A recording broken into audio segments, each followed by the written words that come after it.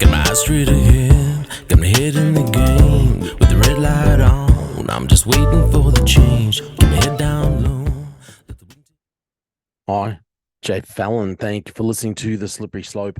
So I did do another episode. I haven't, if you're watching this on YouTube, I didn't release the other episode on YouTube, quite frankly, because I'm tired of arguing with YouTube about what I can and can't do, what I can and can't put up. And obviously, so this one was about a little about the rainbow peeps, and so there. I didn't put it on YouTube. So I don't think YouTube will care. Hey, so I really want to ask this question. Tell me what you think. Has World War III started? Are we in the midst of World War III? And if it hasn't started, were you expecting, I think I was expecting, are we expecting to hear like a grand announcement from someone, from, Biden or whoever yeah, I don't know. Would it be Biden? Some world leader stand up and say, "Hey, World War III just began this day, this time, whatever." Is that what is going to happen, or is it what I actually think we're actually already in World War III? Um, I've been thinking, and look, this is more of a question than a. It's just as much of a question as me telling you my opinion. I think we're already in World War III. I think it's already began. Uh, possibly, possibly somewhere around the time, within this time frame where Ukraine and Russia started having their little fight. Somewhere, I think along those lines, it might have started around then. But everyone's just kind of slowly crept in. We have obviously the US, Britain, England. We have all these different countries supplying weapons to Ukraine. We have the British helping to train. We have Australia. We've sent stuff over there as well to the Ukraine. The Bushmasters, and who knows what else we've sent over there. Obviously, yeah, the United States is big time just supplying them weapons and all this kind of thing. And then you have some other things going on, and it just got me thinking, well, are we just in the middle, or are we in the midst of World War III? And now that all this commotion, not to downplay it, but all this drama within Israel, Gaza, and all this kind of thing, and now that's kicked off, and it's well and truly kicked off.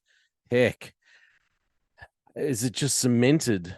Well, it's really cemented my opinion that we are in the midst of World War III. I'll tell you what. I'm just going to go through a few different headlines.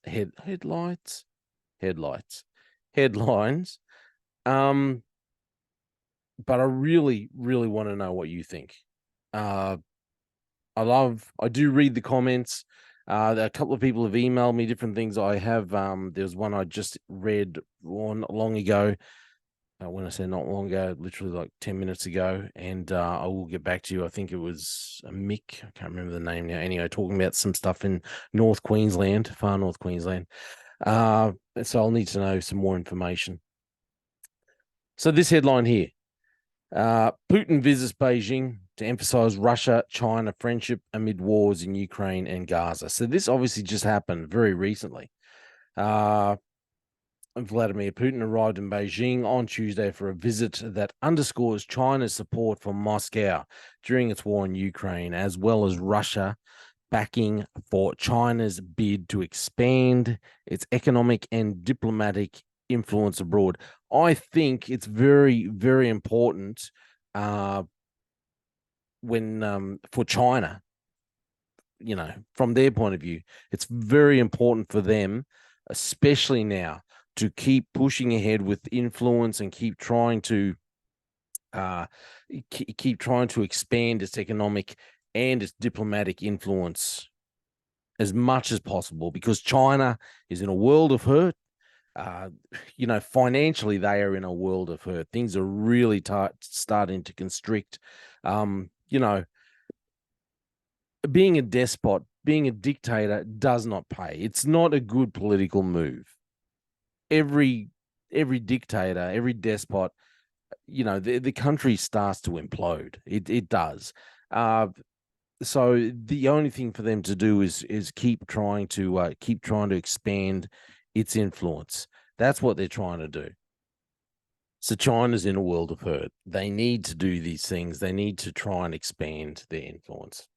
It goes on in this article and says the two countries have forged an informal alliance against the United States.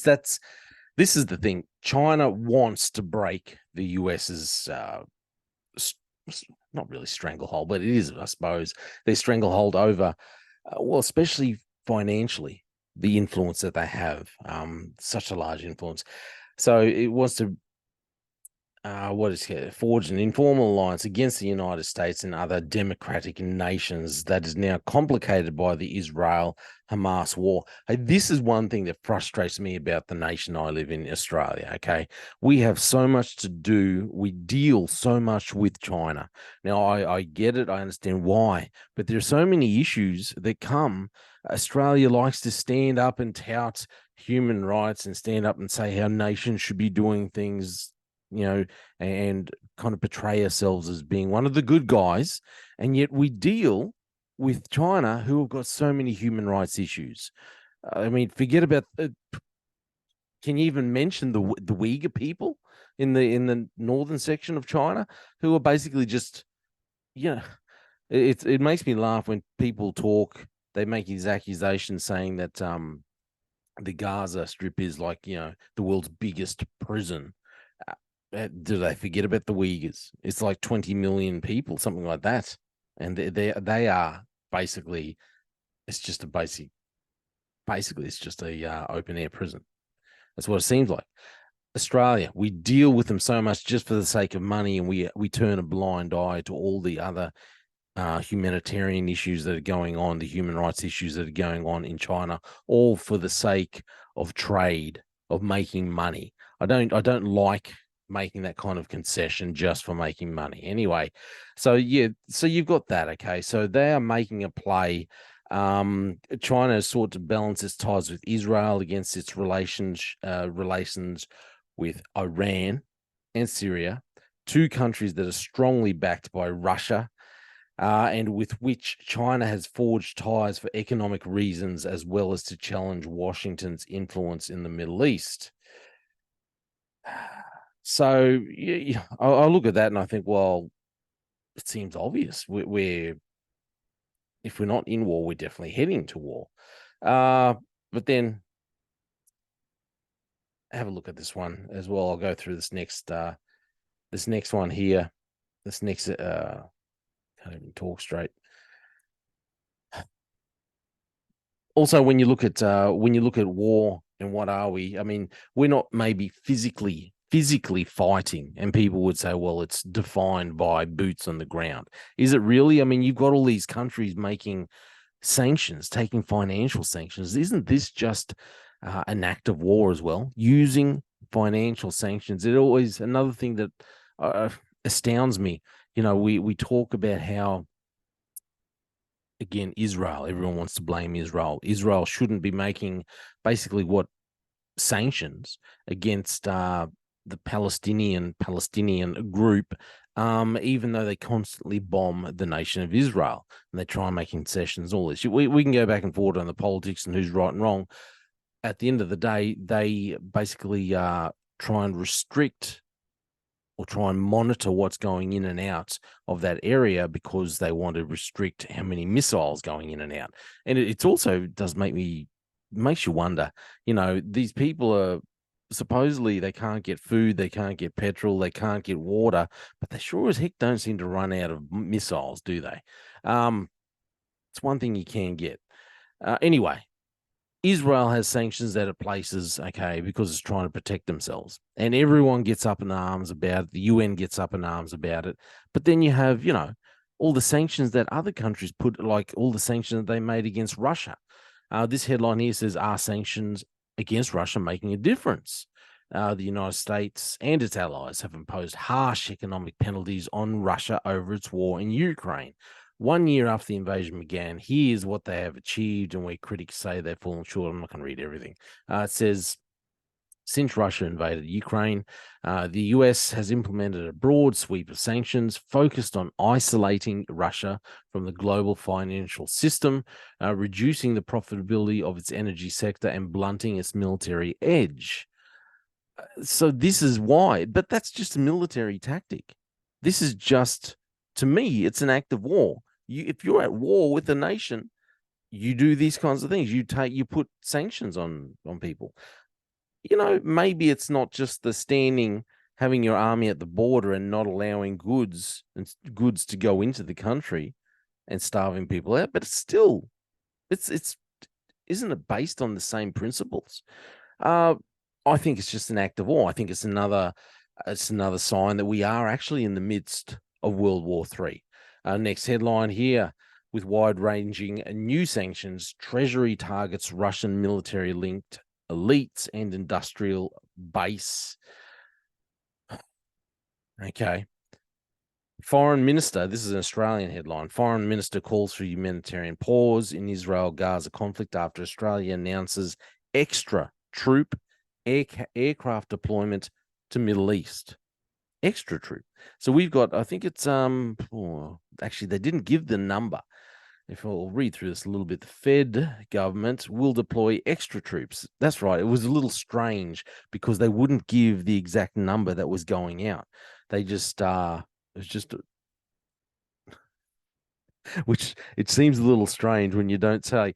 To me, because they're not giving the exact number, I would be willing to bet that it's going to be our special forces. It's not just our kind of general military. It'll be our SAS, definitely our SAS and commandos. Definitely SAS. So the federal government will deploy extra troops and aircraft to the Middle East over concerns for the volatile security situation. Foreign Minister Penny Wong posted a statement to X on Wednesday morning calling for safe, unimpeded and sustained humanitarian access and safe passage for civilians in the war zone. Acting Prime Minister Richard Marles announced earlier that the country would send a significant number of ADF troops and 2 RAAF aircraft to the Middle East. We've already sending, as I said, Bushmasters. They're a military vehicle to Ukraine. We've been supplying that to them. I'm not sure what else we've been supplying to them. I would actually, again, if I was a betting man, which, in the past, I would be willing to bet that we've got SAS sitting on the border of Ukraine monitoring things, and very possibly we've had SAS and commandos helping you train Ukraine troops. That's what I'd be betting. So, but when he says significant number, and doesn't want to give, and they'll join an existing aircraft which is in the Middle East, so that takes the total number of aircraft to 3, and with them will be a contingent of Australian personnel, because he wants to be so vague with the whole thing. That's why I think, yep, okay, it'll be SAS, it'll be our special forces guys, SAS and commandos. Here, the UK to deploy Royal Navy ships to Middle East to bolster security. The UK will send the Royal Navy ships and surveillance aircraft to the Eastern Mediterranean in plans to bolster security. Is what number 10 says. It comes after 6 days of violence, surprisingly, attacks from Hamas. The aircraft will begin patrols on Friday to track threats. 3 Merlin helicopters and Royal Marines are also being dispatched. The government is also arranging flights for British nationals stranded in Israel. The first plane was expected to leave Tel Aviv on Thursday. A Foreign Office spokesman said the situation around departure was fluid. Anyway, Britain sending troops, sending ships, sending aircraft. The US orders more troops to prepare to deploy to the Middle East as conflict in Gaza intensifies. I believe they've got 2 aircraft carriers. So I'm not going to go into the aircraft carriers, but obviously an aircraft carrier has a contingent of ships all with it. It's a fleet. I think you refer to it as. The U.S. military is telling more troops to prepare to deploy to the Middle East and is sending a second aircraft carrier and additional air defenses and defense assets to the region as Israel prepares for ground invasion of Gaza. The moves are due to recent escalations by Iran and its proxy forces. This is the other thing. Obviously, we had the issues the other week where the first lot of the aircraft carrier, I think, were already deployed, and they already had to intercept missiles that were being thrown, that were being sent. I'm talking about the US. They already intercepted missiles that were being fired in their direction, either at them or towards Israel. So they're already joining in. You mightn't be like actually, going in and bombing the ground, but you're intercepting missiles, you're using weapons. The defense secretary said he'd ordered an unspecified number of troops to receive prepared to deploy orders. Isn't it funny? Everyone's unspecified the number of troops to prepare them ready to leave quickly if needed. The Pentagon had said Tuesday that 2,000 US troops from a variety of units have been given a prepare to deploy order. And what the US will be sending air defense assets, including a terminal, high altitude air defense, THAAD battery, and additional Patriot battalions to bases in the region. Rocket and drone attacks have targeted US troops in Iraq and Syria as militant groups respond to the aftermath of Israel's military response. And the attack led to the death of a US defense contractor. It's very, very sad. So there you go. The US has deployed troops. I think there was another article I'd read, and it said that they'd actually deployed so far 900 troops to that area. I'm not sure on numbers whether that's. It seemed to me that's not including the people that are actually connected with the aircraft carriers. Obviously, there's a lot of people aboard all those ships with the aircraft carriers.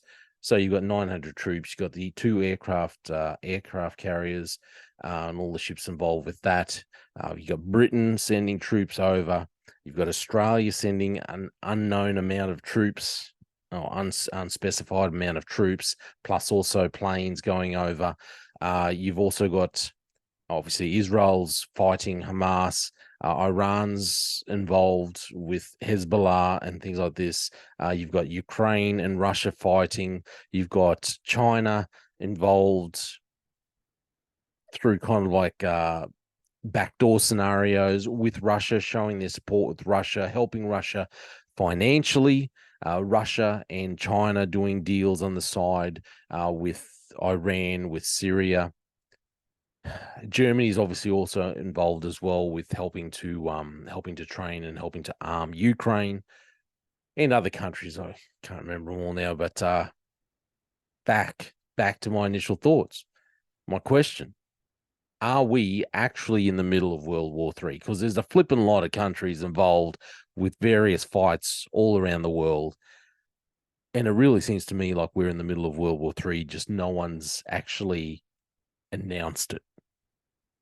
So I'm not going to say it's my opinion. Maybe I should just say my opinion. I think we are in the middle or at the start or somewhere. I think we're involved in World War III currently as things stand. Really want to know what you think. Let me know. I would say scary times, but I also think that everything is in God's control. That's all my opinion. Thank you for listening to The Slippery. And this is a slippery slope, this fighting. Wow. Thanks for listening. They just fuel a desire that will take me higher. I'm on fire because nothing's gonna bring me down. Nothing's gonna bring me down. Nothing's